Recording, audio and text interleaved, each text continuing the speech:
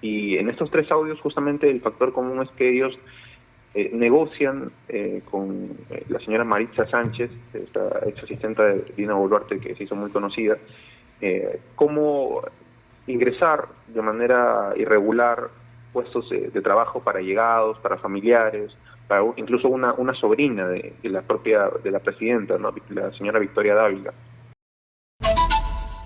Estamos enlazados con Alonso Zambrano, periodista del portal El Foco, que acaba de publicar un revelador reportaje sobre otro tema que tiene que enfrentar la presidenta Dina Boluarte, que es el papel de su hermano Nicanor y otros colaboradores en relación a la contratación de personas en el Ministerio de Educación y de Inclusión Social.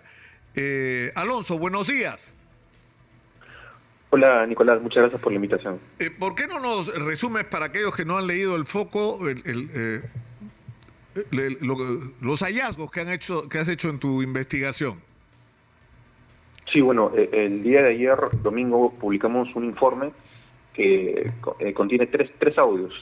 Son conversaciones entre el señor Nicanor Boluarte, hermano de la presidenta Dina Boluarte, el señor Víctor Torres Merino, que es un amigo tanto de Nicanor Boluarte como de la presidenta, y el señor Caneo Vargas, que fue en su momento director del programa CUNAMÁS, del MIDIS. Y en estos tres audios justamente el factor común es que ellos negocian con la señora Maritza Sánchez, esta ex asistenta de Dina Boluarte que se hizo muy conocida, cómo ingresar de manera irregular puestos de trabajo para allegados, para familiares, para incluso una sobrina de la presidenta, ¿no? La señora Victoria Dávila. El primer audio, por ejemplo, es el señor Nicanor Boluarte. Él justamente intercede con Maritza Sánchez para que su sobrina, que es también sobrina de la presidenta, obtenga orden de servicio en el Ministerio de Educación, ¿no? Le dice que durante la campaña ella había dejado de trabajar ahí y que, bueno, sería bueno que Maritza Sánchez la reubique. Estos audios son del 2021, del 2022, cuando la señora Sánchez era justamente funcionaria del gobierno de Pedro Castillo. Ahora, ¿qué implicancias legales puede tener esto?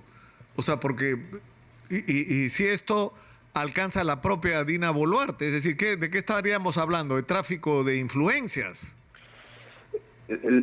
Particularmente yo no soy abogado, pero creo que la figura que alcanzaría sería el tema de tráfico de influencias, ¿no? Porque el señor Nicanor Boluarte no es ningún tipo de funcionario público. Entonces, la pregunta aquí es con qué cosa lo faculta a él a recomendar o a ordenar, ¿no?, a otros funcionarios para que designen a un familiar suyo. En el caso de los señores Víctor Torres y Caneo Vargas hay frases comunes donde ellos dicen, por ejemplo, ¿no?, dicen: la doctora ha autorizado que todo Apurímac meta a la gente, ¿no? La doctora, en el caso del señor Víctor Torres, se refiere a Dina Boluarte, ¿no? Y en el caso de Caneo Vargas, él dice, le dice justamente a Maritza Sánchez, que en ese momento era directora de Educación de Lima Metropolitana, para colocar a un director en un UGEL proveniente de Apurímac, y le dicen: con este director ya en el cargo podemos meter 50 maestros de los nuestros, 50 personas de la campaña, que han apoyado la campaña, ¿no? Entonces, en ese momento el señor Caneo Vargas era director del programa CUNAMÁS, ¿no?, designado justamente por la señora Dina Boluarte y por una funcionaria suya. Entonces, estamos hablando de dos personas que justamente acuden a otra entidad pública, piden que se ejecute una acción que es introducir personal de manera irregular, pero que lo hacen según su testimonio, pues lo que ellos dicen, con el respaldo de la presidenta, ¿no? Y son personas, de hecho, que cuentan con mucha confianza. Hay fotos, hay visitas de ambos funcionarios al despacho de la presidenta Dina Boluarte.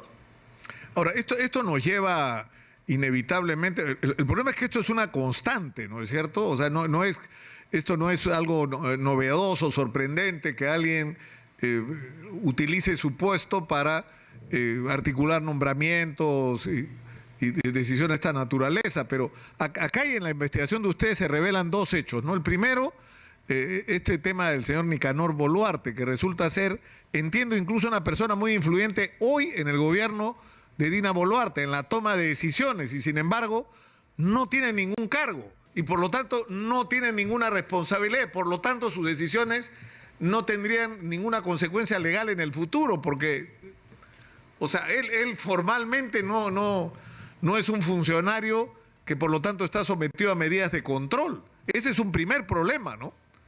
O sea, la existencia de ese tipo de personas que sin tener una responsabilidad legal toman decisiones. Claro, es una figura muy parecida a lo que ocurría en el gobierno de Pedro Castillo, ¿no? Donde tenías a operadores que justamente iban a ministerios y que no tenían ningún tipo de cargo. Pero ahí la pregunta es que quién o qué cosa los faculta a ellos a dar ese tipo de ¿qué los de orden? empodera? Claro, ¿qué es lo que les da el poder, ¿no? Para llegar a algún lugar y dar instrucciones. Ahora, el otro tema es el de esa idea de que el aparato del Estado, una vez que llegas al gobierno, es como una especie de fuente ¿no? de agencia de empleos de quien ganó el gobierno para nombrar gente, para a partir de esos nombramientos articular las contrataciones, porque es una cadena. O sea, tú pones a las personas en lugares a partir de las cuales se pueden tomar decisiones. Tú hablas, por ejemplo, en este caso de Lugel en Apurímac, donde poniendo una persona en Lugel puedes a su vez contratar a 50 personas. Sí, y mencionan el vínculo, ¿no? Dicen, coloca a este director porque cuando ha dado las pruebas no ha pasado, pero él es de Apurímac, ¿no? Entonces dice, yo te paso su CV para que lo evalúes, pero, o sea, el audio dice, ¿saben por qué lo necesitamos a él? Porque nos apoyó en la campaña en la zona este, y él puede meter, siendo director de UGEL, a nuestra gente, claro, meter a su gente. Ajá, a 50 puestos de nuestra gente. Entonces, ahí la meritocracia, la evaluación no tiene mucho que ver, ¿no? Ahí está, es un pago de favores. Eso es otra vez, la dedocracia ganándole a la meritocracia.